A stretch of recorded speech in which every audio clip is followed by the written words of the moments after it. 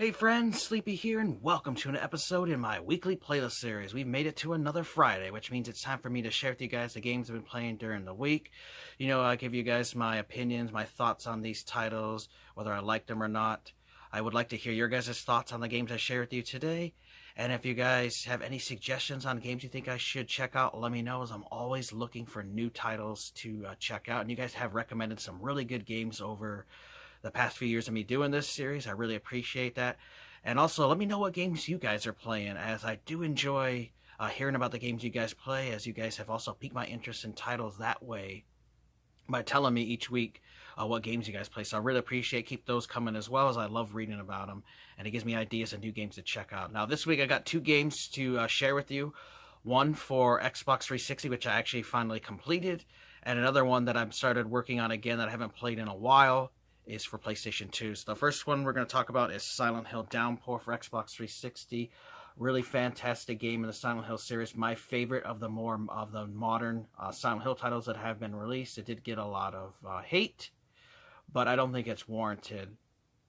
And just like previous one here, you guys, I'll show you guys some gameplay and my thoughts on Silent Hill Downpour. Alright guys, we're going to take a final look here at Silent Hill Downpour. I have been working on completing this game on its hardest difficulty for the past couple weeks.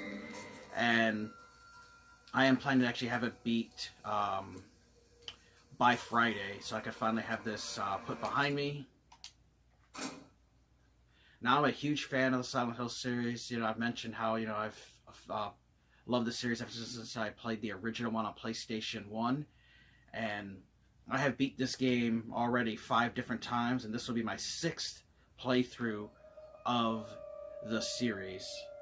And that's because I really do enjoy this game, and I think it is done really well for a modern Silent Hill. This was, you know, literally one of the last Silent Hill games that we ever got released on. It was on Xbox 360 and PS3. What's awesome is this game is backwards compatible on the Xbox One consoles and Xbox Series consoles, so you can play it on there. I definitely would recommend, if you have the newer consoles, like I have an Xbox One X, to play it on these consoles, as you do get a little bit of boost to performance and everything, and the game does run a lot smoother and loads faster, as there were some glitches and stuff with the game that really did piss people off in the beginning when this game was first released in 2012. Now, it also does not have a lot of love for this game.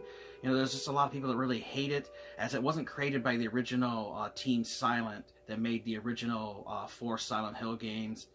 And so I think that's one of the big reasons why people didn't like it. It was also just a departure from previous Silent Hill games, as the themes and stuff on it are a little bit different. There's a theme that deals with water, and this does have the other world like previous Silent Hill games, but it's also different.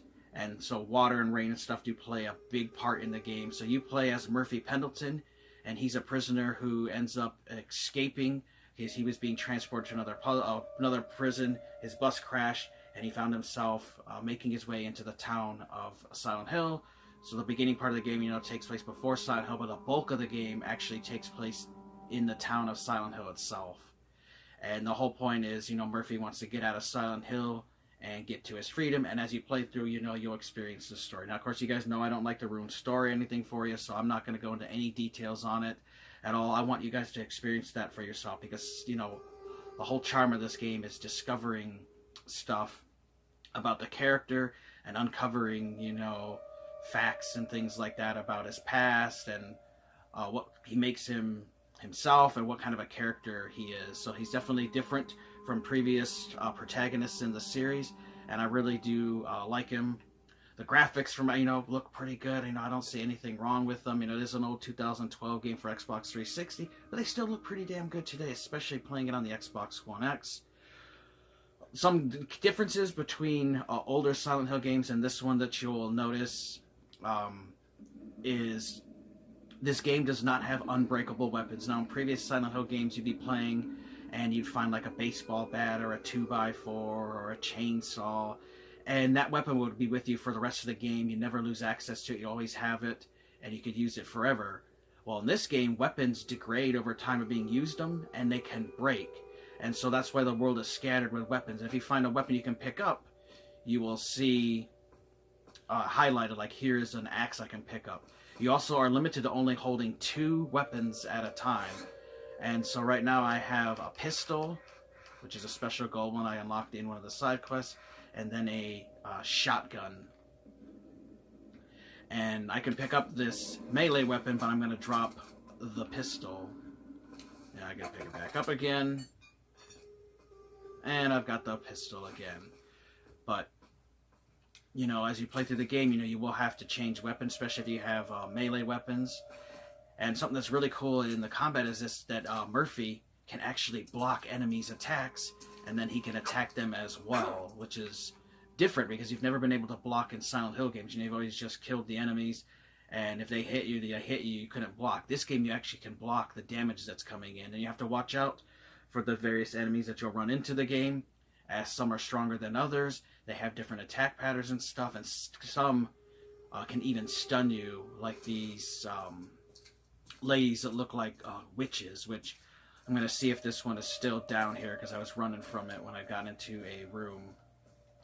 So I can show you guys the combat a little bit. So Murphy has this really useful journal he keeps with him, and it has tutorials and stuff and the controls if you forget. You also have a list of all the tasks you're doing, because this game has a main story that you're going to go through. But something that's different than other Silent Hill games is it actually has side quests that you can actually uncover as you go through the town, which is cool. And then you want to be able to unlock those quests, and by defeating the quest, you know, you actually unlock in-game items, like you might find a health kit, or you might find a secret weapon or something that has really strong attack damage and durability. You know, you'll want to complete these and explore the city, and so this will keep track of everything. And if you do complete a task, you know, have a check mark on it. You also will find mysteries and notes. So like in previous Silent Hill games, you know, the characters would uncover notes, and sometimes, you know, these notes would help you be able to solve puzzles, because just like in other Silent Hill games, you know, this also has a lot of puzzles to solve. And you have, just like Silent Hill 2 and 3, you know, where you can choose the difficulty of the game, you can also choose the difficulty of the puzzles, which is easy, normal, and hard. And so I'm playing on the normal for the puzzles and stuff, because I've already beat it on hard, but I'm actually playing the game itself on the hardest difficulty because I wanted to beat it, to finally beat it on hard. I got all the other achievements, I've seen all the endings and everything, which this does have like 5 or 6 different endings, which is awesome. You know, as you play through, you can get different endings, and sometimes you have to beat the game first before you can see other endings. You know, you have good and bad endings and stuff, and some that just are bizarre and stuff, but it's just really cool. And then, of course, you have your map section here where you can, you know, you can zoom in and look through the Silent Hills, and just like that, other ones, you know, where there's, you know, the corridors you can't go through and blocked off streets and stuff.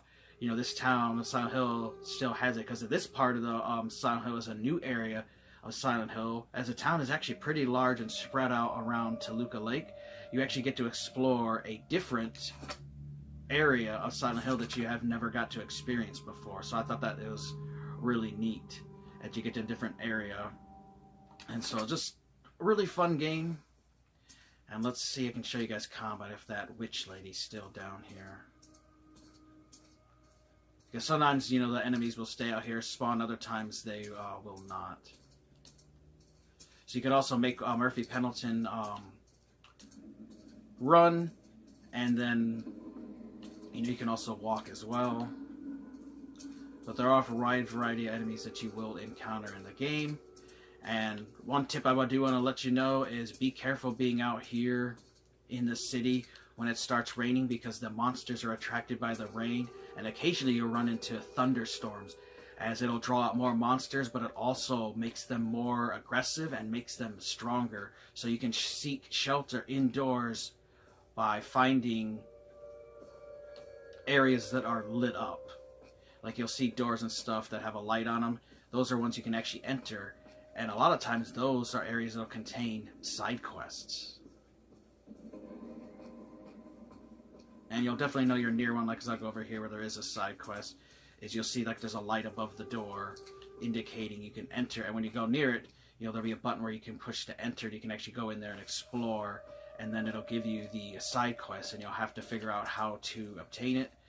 Murphy Pendleton has a flashlight in this game as well, and you'll find out later you'll get this forensics one where you can turn it on and it's blacklight, and you can actually see mysteries and stuff like finding footprints that can help you lead you to side quests and stuff. And I just really like the game. You know, it's just really fun as you explore through the main story. Then you can then also do these side quests along, which they're not required, but it just adds, you know, a little bit more depth to the game and makes the game longer. Now, if you do everything and unlock all the side quests, you're looking at anywhere from like a 10 to 15 hour experience. If you just rush through the game, you know, you could probably beat this in like 6 hours, but that's if you know everything. Like, since I beat the game so much, I could actually ran through this game a lot quicker than I have. I've been playing about 8 hours, but I decided just because I like the game, I hadn't played it in a while, that I wanted to just go through, might as well beat all the side quests and stuff. And I've got them all done, except for one side quest I'm about to complete.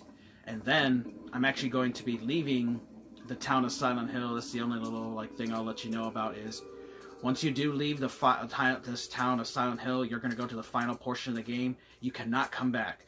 So you want to make sure you complete all the side quests and all the side stuff that you need done. Because once you leave this area, you cannot come back, and you will lose out on being able to do the quest, and you'll have to start over with another run through of the game. And, you know, you can then basically play like a new game plus, basically, but you don't have any things unlocked.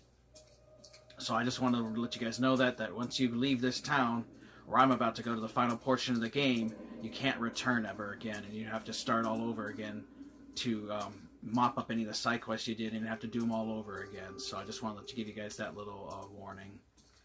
And I'm surprised I'm just not running into any enemies. Usually I do run into them, but we'll see if we can find one. But it's just a game I think you guys should give a playthrough. I really love it. You know, so you guys just love how the ambience, you look at just how eerie it is. It's daylight out, but it's so foggy and stuff that you just can't see anything. And I just love the weird, you know, the noises like this bridge makes. It just makes you feel unsettled, and so does the music. The voice acting is done really well. And I thought the story, for me, was personally, I really enjoyed it, and I love this game. And I'm looking forward to having this one beat by this Friday. So I just wanted to show you guys a little bit of gameplay here before I go to the final segment of the game. And once I film my segments on Friday where I always talk about the game, because I usually will film these little gameplay clips throughout the week, and then, you know, I will piece the video together and give you guys my thoughts during these gameplays, and then, you know, I'll talk a little bit more when I actually show the games when I film those segments on Friday. But definitely think you guys should give this game a try. It's a really good game, packed with all kinds of secrets and stuff. There is a strategy guide available for this game that you can use to complete the game and unlock all the secrets and stuff. But I find it more rewarding, at least through your first playthrough of this game, is try to solve it on your own, because the game will give you the clues, and they're pretty clever clues on like how you can figure out a puzzle, you know, by the clues that may be audio or visual. Oh, there's an enemy. So see, I can block her attacks, and then... Ooh, you gotta watch. They can be fierce.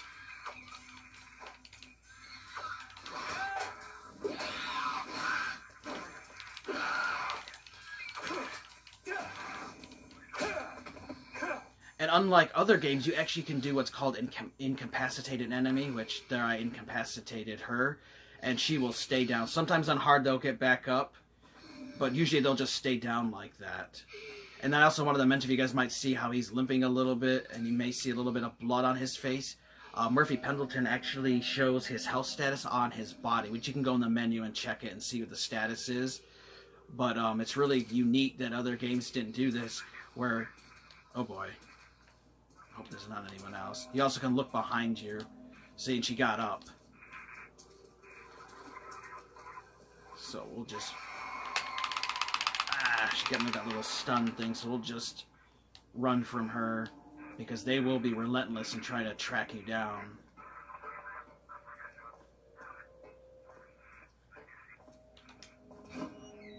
At least they can't open doors, so that's good. And you can just, you know, get away from them. And then you can go on here and, like, use a healing kit. And then you'll see, like, his face goes back to normal as my health goes back to 100%. But it's just really cool. I like that he shows the damage that he takes on his body, unlike other previous Silent Hill games. And then he limps and stuff as his health gets even lower. And on this hard difficulty, you know, it's not, you know, uncommon for you to die pretty quickly. So you got to be really careful. Of course, firearms are much better to use against the enemies, but, you know, you do have limited ammo. So sometimes, you know, it does pay in Silent Hill games to just run from enemies. But I just wanted to show you guys a little bit of the combat and stuff, and then I could, you know, change the weapon now. But definitely give Silent Hill a downpour. You know, don't listen to all the hate that it got from people that didn't like the game. Give it a try, especially if you're a fan of the Silent Hill series like I am, and you may be pleasantly surprised that you actually really enjoyed this game, because I think it was done really well. And it definitely deserves a better score than people had given when it was first released. They have released updates and patches for this game, because it was plagued with some bugs and people had some game-breaking issues. But all that has been ironed out over the years thanks to patches. So once you update this game, you know you'll get it good to go. Alright guys, hope you guys enjoyed that look at Silent Hill Downpour. Love the game. Think you guys should check it out. Alright, I hope you guys enjoyed that look at Silent Hill Downpour. I really enjoyed the game. I had a lot of fun with it. It was awesome to finally beat this on the hardest difficulty. It was a challenge throughout the game, but I was able to do it, and I had a lot of fun. Definitely think you guys should check out Silent Hill Downpour, especially if you've never played it before. Give it a try. You will not be disappointed. Trust me, it is awesome. And the other one we're talking about is Tokyo Xtreme Racer 3, which I love. The Tokyo Xtreme Racer series, and Tokyo Xtreme Racer 3 here on the PlayStation 2 is my absolute favorite. So I'll read you guys back. In 2001, Tokyo Xtreme Racer 0 gave players the opportunity to tear up the highways of Tokyo. Now, 2 years later, Tokyo Xtreme Racer 3 adds the highways of Yokohama, Osaka, and Nagoya, taking total road length to the monster of 200 miles, all of it's accurately modeled to look and feel just like modern Japan. For the first time in the series history, Tokyo Xtreme Racer 3 uses real cars licensed from Japanese, North American, and European car manufacturers. You have over 15 different licensed cars from manufacturers such as Nissan, Toyota, GM, Ford, Mercedes-Benz, and Volkswagen. You have 200 miles of faithfully recreated roads made to look and feel just like the real roads of Japan. You have over 600 rivals to challenge you. So this has the most rivals of any of the Tokyo Xtreme Racer games, which is awesome. And just like with Silent Hill Downpour, you know, insert a gameplay clip here where I'll go into more details about why I love this racing game and this series and why I think you guys should check it out. Alright guys, we're going to take a look at Tokyo Xtreme Racer 3. So I really love this game.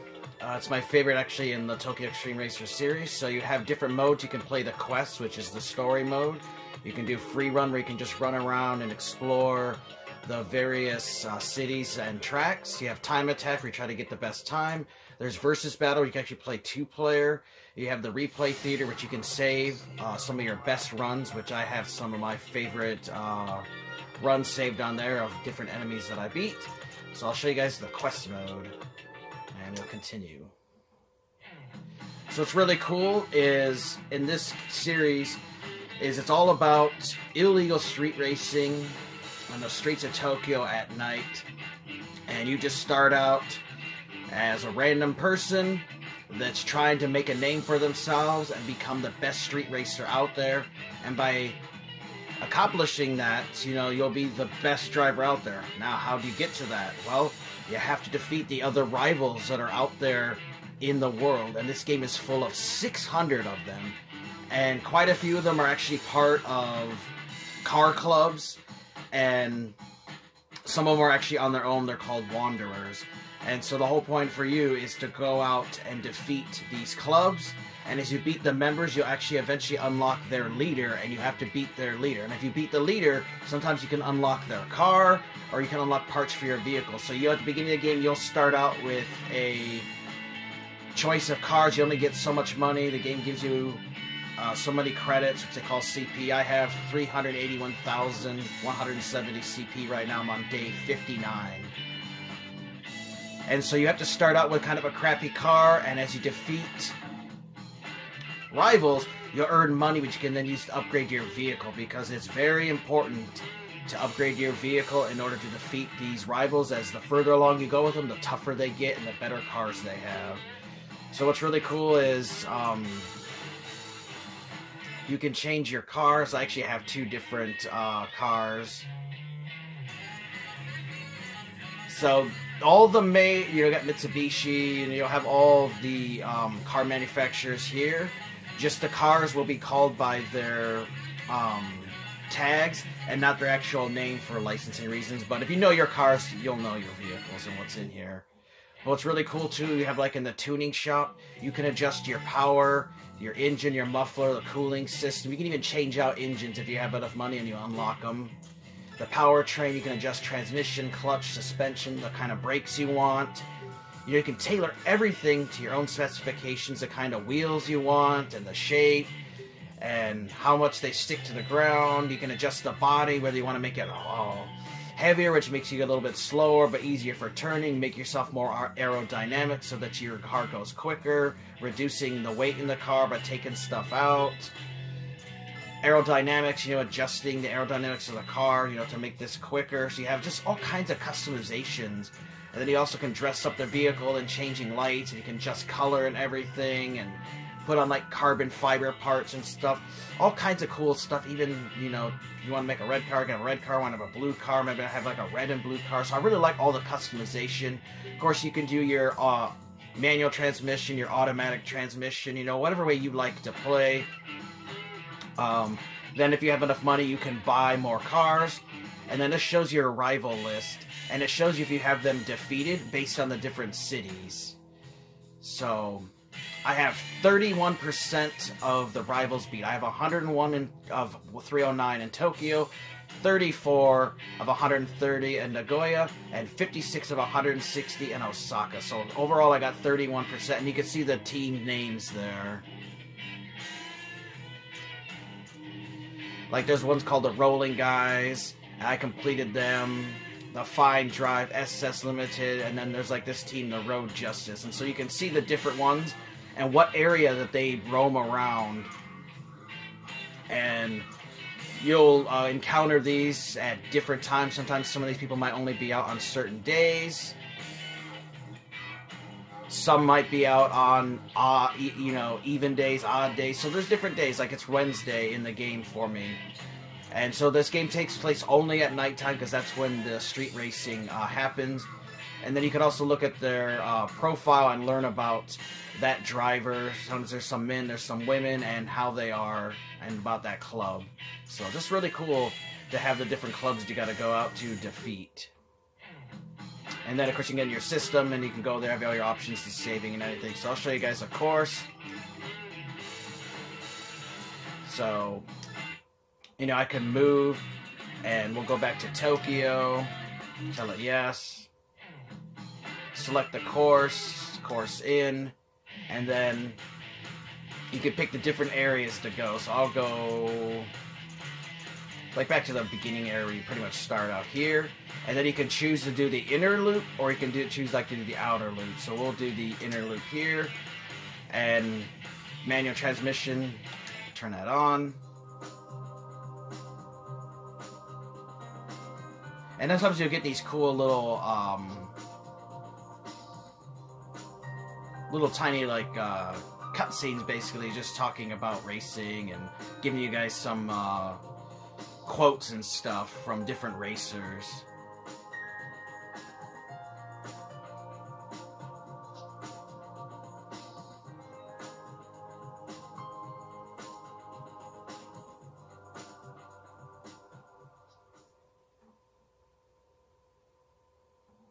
And there are some loading times, because again, this is an old PlayStation 2 game, so you will have to deal with some load times, sometimes a little bit longer load times than for like a more modern racing game. So I wanted to show you guys some stuff. So holding the X button does your accelerator, The square button will do your brake. You can adjust with a triangle button your view, so you have this view where you get like a cockpit view but you don't see the inside of the car. You can be really close to the car, or you can be further away. So you just have the 3 settings for that. Now, there will be random cars out in the world that are not people you can race. The people you can race will have this R above their head to let you know that it's a rival. Now, if they are blue, it means you've already defeated them. If they're green, it means you have not raced them yet. And if they are red, it means they beat you, and you need to re-race them. So the whole point of this game is to go out here and to race these people on one-on-one races. And you start it by flashing your headlights. So I flashed my headlights, it tells him I want to race, and we'll get started here. So you all, in these races, you start out with a spirit bar, and the whole point is to get your opponent's spirit bar depleted. And it gets depleted by whoever is in the... man, it's been a while since I've played. A little bit rusty. It's been a few years, so I'm not used to this one. But as I'm ahead of him, and you gotta watch out for traffic and stuff, he's losing his spirit bar. It's being depleted. And you gotta watch out taking damage, because you can also lose your spirit bar, so you want to try not to get damaged. So, you know, subtle changes, you know, learning the drift to control. Like, I would recommend give yourself about a half hour, maybe a little bit, just practice this, because I used to be really, really good when I was playing this a few years ago. Like, I had the controls mastered, but a little rusty here. But you can see, so I just beat him. So I get the Rivals prize at 2,400 bucks. For my SP bar, I got 230. For the distance of how long we traveled, I got 220. I did not get any bonus. And the win combination bonus is 1. So the more times you win in a row, the more money you'll win. So overall, I got 2,850 credits from him. And so now you can replay that, watch that race you did. You can save the play if it was the replay if you really enjoyed that run. And if you don't do anything, you know, the game will just like do this little driving automatically for you, and you can just kind of sit back and check out the sights and stuff. But then you can hit free run, and you go right back to free running. Now, I do want to let you guys know as well, however, the longer you're out here racing, the more time your car will start breaking down, and you can only be out for so long before your car will be rendered practically undrivable, as your top speed will lower down, and, you know, the pressure and everything, tire pressure, you know, the gauges and stuff, your car will get worse, and you'll have to go back to the shop and then start on for the next day, and then everything gets repaired.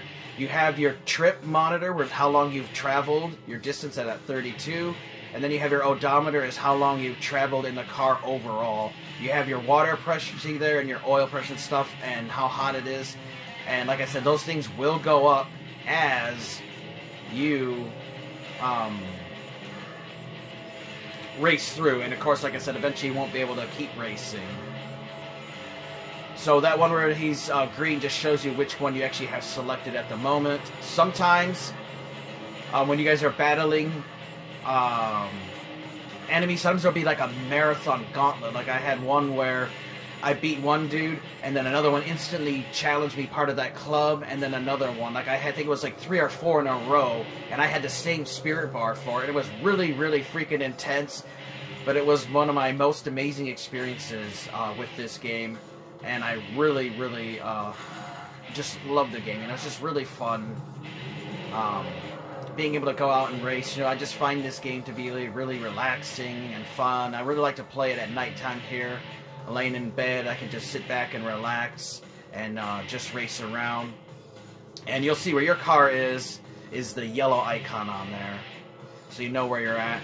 And then you can adjust tracks. And as you play through the story, you actually unlock more and more tracks. You can unlock going to other cities as well. And like I said, you know, you'll unlock different cars. And like I said, then you can just here go back and return, and it'll tell you what you did for the day, how many wins you have, how many losses you have, and how many draws. So overall, I have 279 wins. I've lost 37 times. I have 6 draws, and then it shows you how much money I made, how much distance I traveled, how much mileage you used, and then like your win combo. So I had a 25 win streak the one time. And then you also have, that's famous in these games, is they'll have you these different bad names, like I'm called Amazing Breaker right now.